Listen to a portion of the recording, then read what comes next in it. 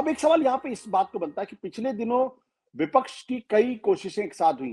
अडानी के मसले पर भी कोशिश हुई। पहली बार संसद के अंदर आम आदमी पार्टी जो कांग्रेस ने बुलाई थी, उसमें भी वो शामिल हुई।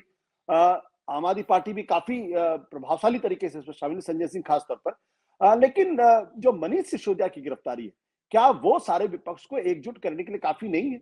कि भाई देखो, अगर इतना बड़ा नेता, आम आदमी पार्टी का नंबर 2 आदमी, डिप्टी चीफ मिनिस्टर को अगर इस तरीके से गिरफ्तार किया जा सकता है, तो फिर कोई भी सुरक्षित नहीं है। ऐसे में सबको साथ आना पड़ेगा।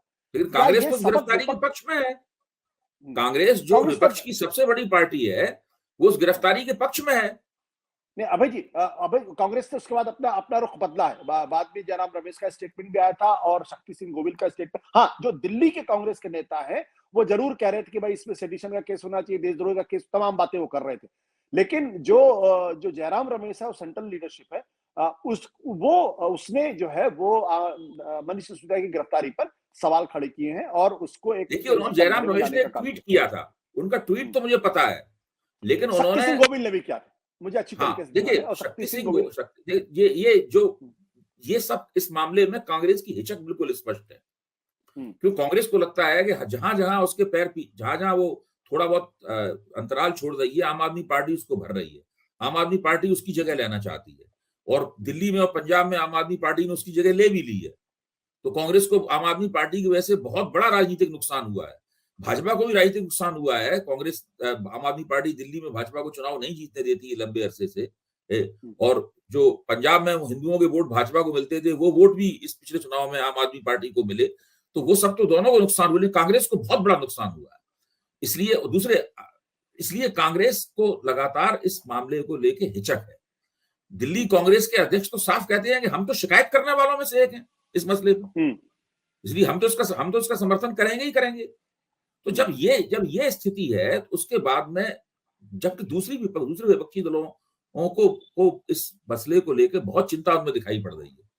वो ये सोच रहे हैं कि अगर ये एक हथकंडा भाजपा ने विकसित कर लिया, जिस पार्टी को चुनाव में नहीं हरा सकते हैं, उसको वो इस तरीके से अगर उस पार्टी को डाउन कर सकते हैं, तो दूसरे विपक्षी दलों के ऊपर भी हथकंडा कभी इस्तेमाल होगा।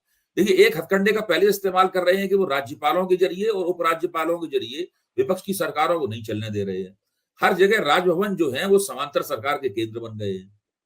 इसके बाद ये दूसरा हथकंडा, जिसकी प्रयोगशाला दिल्ली बनी हुई है, कि आप खास लोगों पे इल्जाम, किसी भी बात पे भी इल्जाम लगाया जा सकता है।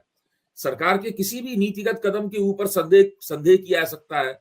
संदेह के आधार पर एफआईआर दर्ज की जा सकती है, और एफआईआर केंद्रीय एजेंसियां हैं, उसकी वो अपनी तरफ से जांच शुरू कर सकती हैं, छापेमारी शुरू कर सकती हैं। जिस चीज को चाहेंगी वो सर्वे कहेंगी, जिस चीज को चाहेंगी वो छापा कहने लगेंगी। ये तो उनके ऊपर है। और सरकारी प्रवक्ता आराम से कहेंगे कि कानून अपना काम कर रहा है, कानून को अपना काम करने दीजिए। अगर आप पाक साफ हैं तो आप पाक साफ निकलेंगे। अभय जी, एक चीज मनीष सिसोदिया के संदर्भ में देखने में आई, चाहे स्टालिन हो या फिर उद्धव ठाकरे हो या फिर अखिलेश यादव हो, सबने एकजुट होकर इस पूरे मसले पर इस गिरफ्तारी की निंदा की है और ये कहा है कि भाई ये बहुत गलत काम हो रहा है। ये बात सही है एक तो हाँ, तो ये बात सही है। विपक्ष, क्या आपको लगता है कि मनीष सिसोदिया की गिरफ्तारी सारे विपक्ष को ये सोचने के लिए मजबूर कर सकती है, अगर हम लोग अलग अलग लड़ेंगे तो हम सारे के सारे मारे जाएंगे और इकट्ठा रहेंगे तो शायद बच जाएं? क्या करना चाहिए ये असर होना चाहिए उनके ऊपर। मैं आपकी इस बात से सहमत हूं। अगर वो उनके मन में इस तरह की भावना इस प्रकरण से आती है तो मुझे इसमें आश्चर्य नहीं होगा। लेकिन मैं पिछला तजुर्बा जो है वो मुझे दूध का जला, मेरी स्थिति वो बना देता है जो दूध का जला छाछ भी फूक फूक के पीता है। देखिए, 2014 में भी कोई विपक्षी एकता का कोई इंडेक्स नहीं था। 2019 में भी विपक्षी एकता का कोई इंडेक्स नहीं था। अभी भी कोई इस तरह के लक्षण नहीं दिखाई पड़ रहे। तो ये ऐसा अगर हो जाए तो बड़ा अच्छी बात रहे। तो देश में जो एक राजनीतिक असंतुलन कायम हो गया है कि सत्ताधारी दल बहुत ज्यादा मजबूत हो गया है, इतना मजबूत हो गया है कि वो तमाम लोकतांत्रिक संस्थाओं को अपने तरीके से नियंत्रित कर सकता है, उनके ऊपर कब्जा कर सकता है। सत्य हिंदी का ऐप डाउनलोड करें गूगल प्ले स्टोर पर।